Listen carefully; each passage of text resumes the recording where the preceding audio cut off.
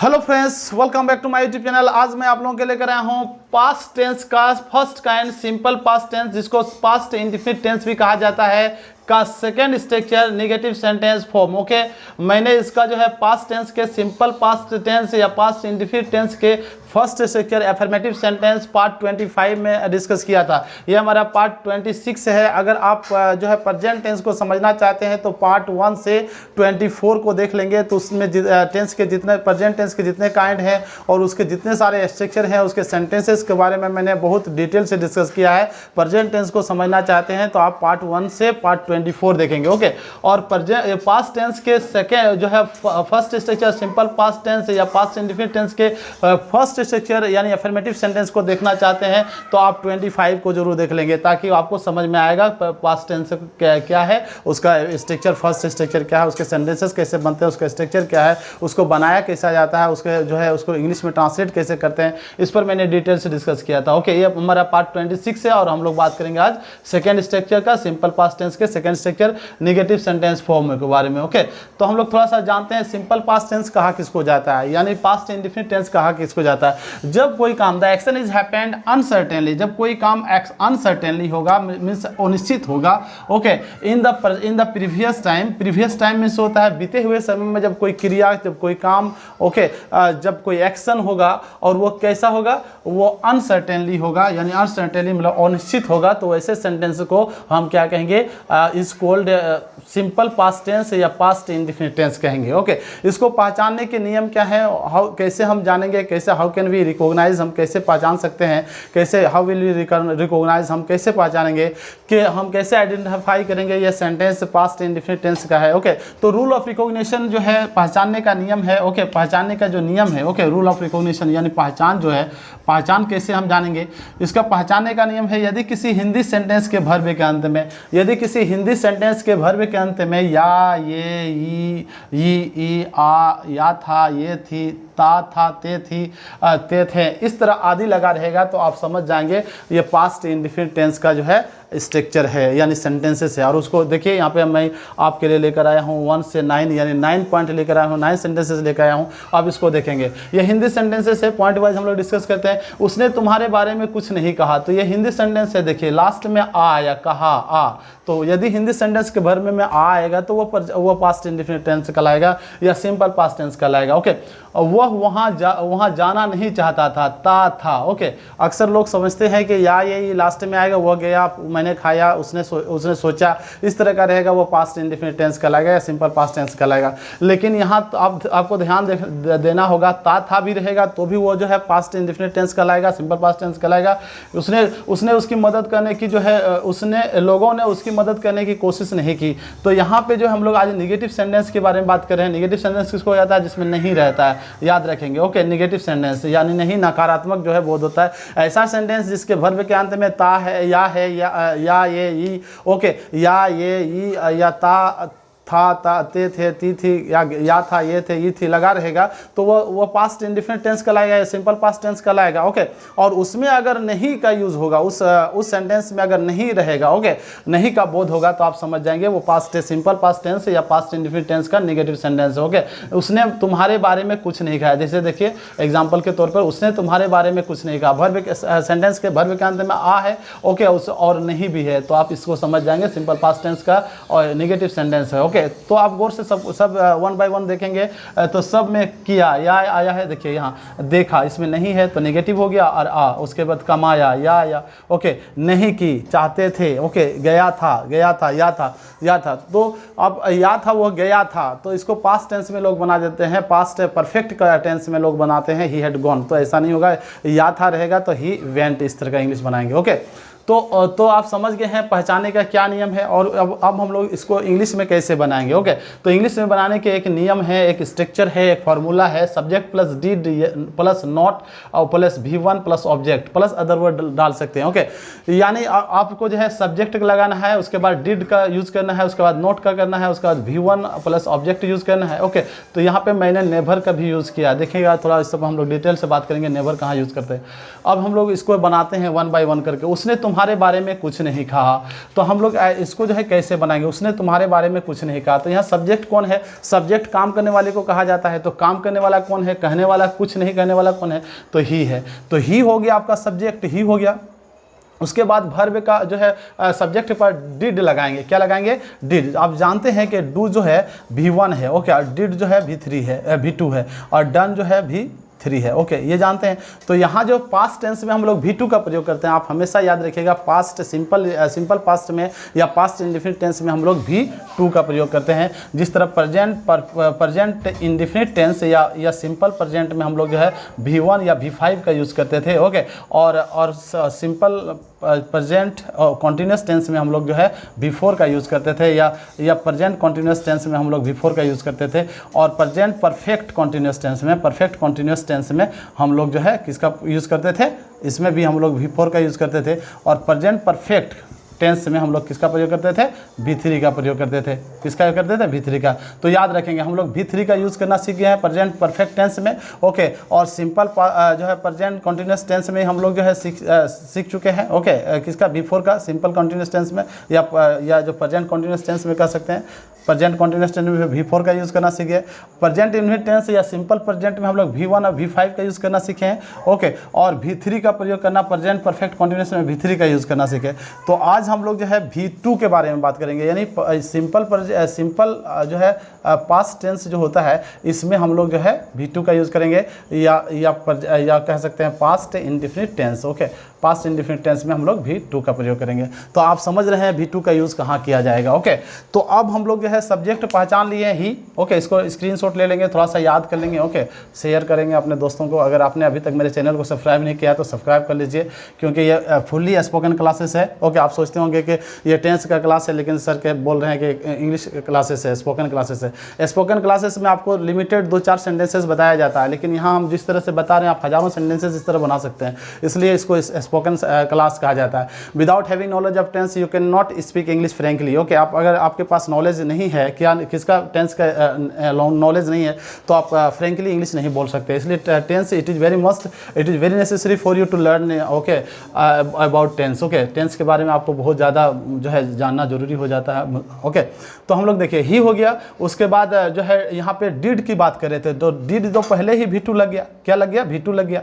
तो यहाँ पे हम लोग डिड लगाएंगे, क्योंकि V2 जब नोट रहेगा तो डिड का यूज़ करेंगे, और नोट नहीं रहेगा, सीधा रहता उसने तुम्हारे बारे में कहा, तो he said about you, okay, इस तरह होता, ओके। V2 का यूज़ करते, तो हम लोग यहाँ V2 का यही यूज़ कर रहे हैं, देखिए। उसके बाद नोट लगाना है, ओके। उसके बाद वर्ब का पहला रूप लगा देना है, क्योंकि आपको पता था अगर एक सेंटेंस बना रहे हैं तो V4 अगर पहला लग रहा है तो बाद में V1 लगता था, या V3 लगता था। अगर पहला वर्ब में तो बाद वाला में V1 लगता था, बीच में 2 लगा देते थे। तो आप लगभग यहाँ V2 आप यूज़ कर चुके हैं, तो आप V1 होगा। ही डिड नॉट, उसके बाद जो है वर्ब देखना। वर्ब कौन है, वर्ब कहा जाता है काम करने वाला, जो काम करता है। तो उसने क्या काम नहीं किया, ओके, कहने का, ही सेम इनसे कहना होता है, ओके। यहाँ V1 लगाएंगे, तो ही डिड नॉट से, ओके। और एनीथिंग मतलब कुछ नहीं, ओके, एनीथिंग और तुम्हारे जो है तुम्हारे बारे में, अबाउट यू, इस तरह का इंग्लिश बन गया आपका। उसने तुम्हारे बारे में कुछ नहीं कहा, ही did not say anything about you, okay. Next point को देखते हैं। वह वहाँ जाना नहीं चाहता था, इसको बना रहे हैं, ओके। वह वहाँ जाना नहीं चाहता था, तो इसको हम जो है जाना नहीं चाहता था रहेगा, तो आप ये पास्ट टेंस नहीं समझेंगे, पास्ट परफेक्ट टेंस नहीं समझेंगे, ओके। था यानी वो पास्ट की ही बात कर रहा है, पास्ट इंडेफिनिट या सिंपल पास्ट की बात कर रहा है। वो वहाँ जाना नहीं चाहता, तो ही हो गया सब्जेक्ट, ओके। ही के साथ जो है उसके बाद डिड का लगाना है, आपका स्ट्रक्चर कह रहा है डिड लगाना है। क्या लगाना है, डिड लगाना है। तो डिड लगा दिए आप, ओके, डिड लगाना है आपको, तो डिड आप लगा दिए, ओके, डिड, ही डिड। उसके बाद नोट का यूज़ करना है, ही डिड नॉट, ओके। उसके बाद यहाँ चाहना और जाना 2 वर्ब है, तो लास्ट वाला जो है वांट में से चाहना, वांट लगाएंगे, ओके। और इसमें जो है जाना, गो लगा दिए। तो यहाँ ये भी इसमें 3 वर्बे दिख रहा है, देखिए ये भी वर्बे है, ओके। V2 अलग गया, यहाँ V1, फिर यहाँ V1, okay, V1। He did not want to go, okay, और दो वर्ब के बीच में टू लगा देना है। He did not want to go, वो नहीं जाना चाहता था, और वहाँ का इंग्लिश में देयर कहा जाता है, देयर कहा जाता है। बहुत इजी है इंग्लिश। ओके, यहाँ पे हम लोग क्वेश्चन मार्क नहीं लगाएंगे, फुल स्टॉप लगाएंगे। ओके, अगर इंट्रोगेटिव सेंटेंसेस होता है या WH इंट्रोगेटिव सेंटेंसेस होता तब हम लोग वहाँ क्वेश्चन मार्क लगाते हैं। तो इस तरह से आपका ये बन रहा है, बहुत ईजी है। आप इसको फिर डिलीट कर देते हैं। ओके, आप थोड़ा सा जो है नोटबुक लेके बैठेंगे जब मेरा क्लास ले रहे होते हैं तो ओके, नोटबुक में आप उतारते जाएंगे। ओके, आप भी समझिए, दूसरे को भी समझाइए, सिखाइए। ओके, नेक्स्ट पॉइंट देखिए, लोगों ने उसकी मदद करने की कोशिश नहीं की। लोगों ने उसकी मदद करने की कोशिश नहीं की, तो इसको कैसे बनाएंगे? लोगों ने उसकी मदद करने की कोशिश नहीं की, तो इसमें सब्जेक्ट कौन है? लोगों ने है, तो द पीपुल हो जाएगा, द पीपुल।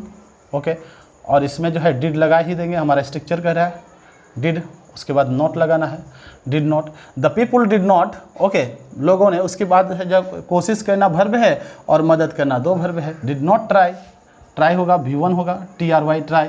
ओके, और हेल्प होगा, हेल्प मीन्स वर्ब, मतलब जो है मदद करना, दो वर्ब के बीच में टू लगाएंगे। तो देखिए यहाँ पे हम लोग V2 इधर ही लगा चुके हैं, तो बाद वाले सेंटेंसेस जो जितने वर्ब आएंगे उसमें V1 का यूज़ करेंगे। ओके, बहुत इजी है, आपको पहले ही सिखा चुके हैं, हम आपको बता चुके हैं। I already told you everything okay about how to aware to use first जो है वर्ब और second verb. Okay, forms of verb. Okay, the people did not try to help. Okay, try to help, okay, उसकी, try to help him. Okay, him लगा देंगे, object है। Object किसको कहा जाता है? ऑब्जेक्ट कहा जाता है जिस पर असर पड़ता है। तो किस पर हेल्प नहीं करने से किसको असर पड़ा? हिम को। ओके, तो यहाँ पे हिम हो गया। तो the people did not try to help him, लोगों ने उसकी मदद करने की कोशिश नहीं की। नेक्स्ट पॉइंट देखिए, तुमने मुझे एक पल के लिए भी याद नहीं किया। इसको कैसे बनाएंगे? ध्यान दीजिएगा, तुमने मुझे एक पल के लिए भी याद नहीं किया। तो यहाँ पे कौन सब्जेक्ट है? काम करने वाले को सब्जेक्ट कहा जाता है, तो याद नहीं करने वाला कौन है? तुम है, तो ये सब्जेक्ट आपका हो गया। आप तुम को इंग्लिश में यू कहा जाता है, यू। उसके बाद डिड नॉट लगाना ही है हमको, हमारा स्ट्रक्चर कह रहा है डिड नॉट लगाना है, यू डिड नॉट। ओके, उसके बाद वर्ब, वर्ब कौन है? याद करना, याद करना वर्ब है, याद करना।